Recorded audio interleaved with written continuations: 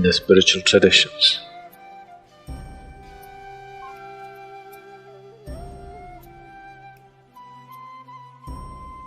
In any spiritual tradition,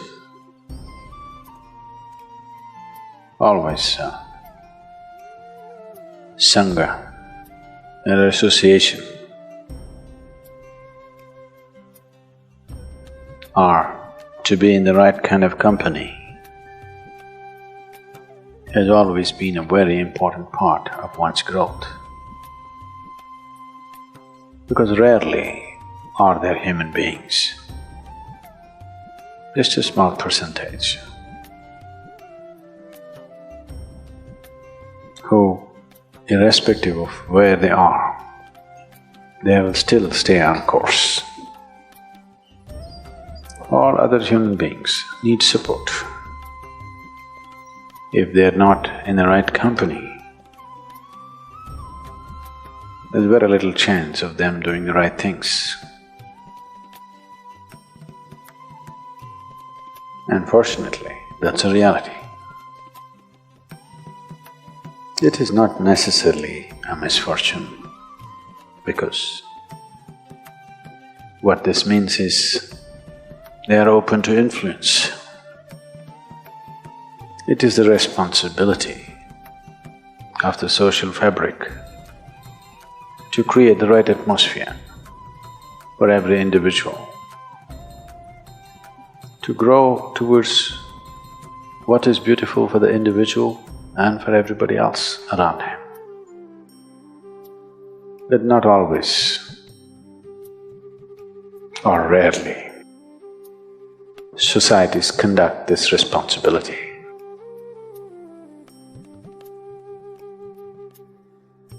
In the right sense, because societies are not led. Societies are allowed to go through a metamorphosis depending upon what is the influence. In that direction it grows.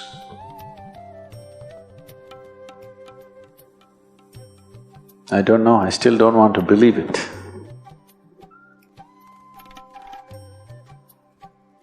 They're telling me over 80% of the content on the internet is pornography. I still don't want to believe that it is possible. But people who are in the know are telling me, Sadhguru, that's how it is.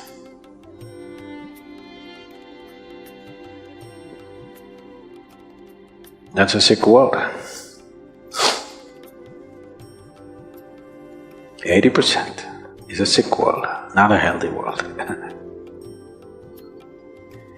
So to be under the right kind of influence, an influence which nurtures you towards your ultimate truth,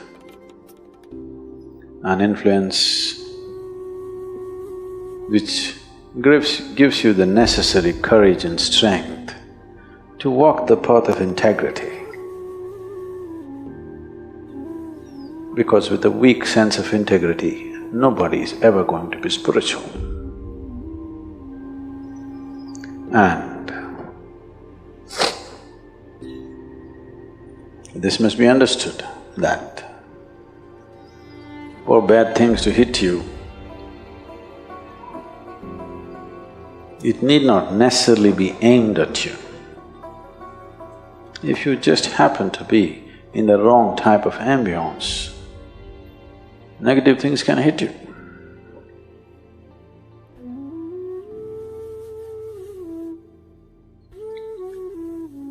That reminds me, two terrorists were preparing envelope bombs, postal bombs. After having done quite a few, one asked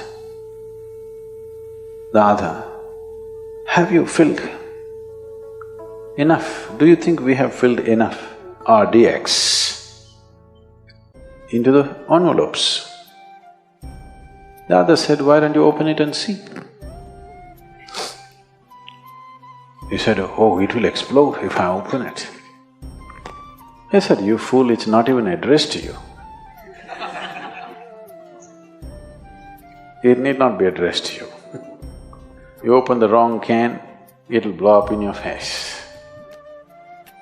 This is so in the world, this is so within you. There are lots of bins in your head. You open up the wrong bin, worms will crawl out. You open up another bin, fragrance will come out of it. Have you noticed yourself? Have you yourself noticed within you? If you open certain part of your mind, filth will come out. If you open another part of your mind, fragrance will come out. Have you not noticed? To be conscious enough, to be in the right company so that filth will not be tolerated, so that you open up the fragrance within you, not the filth, is an important part of one's growth. Because you don't have to go looking for a gutter for filth. There is enough in your head, isn't it? It is just that. There is enough garbage in every place. There's enough garbage in the ashram also, so many people living. I'm sure there's enough filth. But we sit here with nice breeze and fragrance. We don't go sit there where there is filth. The same goes within you. Within the geography of your body, there is filth and fragrance. Which one do you open up for yourself and everybody around you? That's a big question. That takes a certain level of awareness and a certain company. This is why satsang, to be in the company of truth, very important. If you go around the ashram, the geography of the ashram, there must be at least 8 or 10 very filthy tanks. These are called septic tanks, full of septic. If you every day go sit there, of course you'll come to the conclusion, Isha Yoga Center is the filthiest place on the planet. If you fall into it, Isha Yoga is the most horrible experience in your life. But you're not supposed to fall into that pit, you're supposed to fall into this pit. But you got the geography wrong. Because you have a wrong history. Your karma is your history, isn't it? Shankaran Pillai decided he is going to be a robber. Because none of his businesses were working, nobody was giving him a job, so he decided he will go and rob somebody. So he got himself a country-made gun. Late night he walked into a 7-Eleven shop, pointed the gun at the clerk who was there and said, "Give me the money or your geography." The clerk said, "Well, what you mean is history, isn't it?" "Shut up, don't try to change the subject."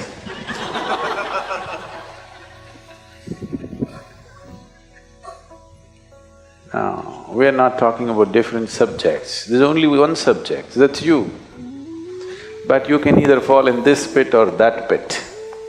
That will be your experience of life. So to fall into the right place, it is a certain talent. You have to grow into it, you have to mature into it. You always know how to be in the right place. In a way, satsang means just that, communion with truth, or you are building a relationship with truth. If you're in the company of truth, your interiority is pleasant.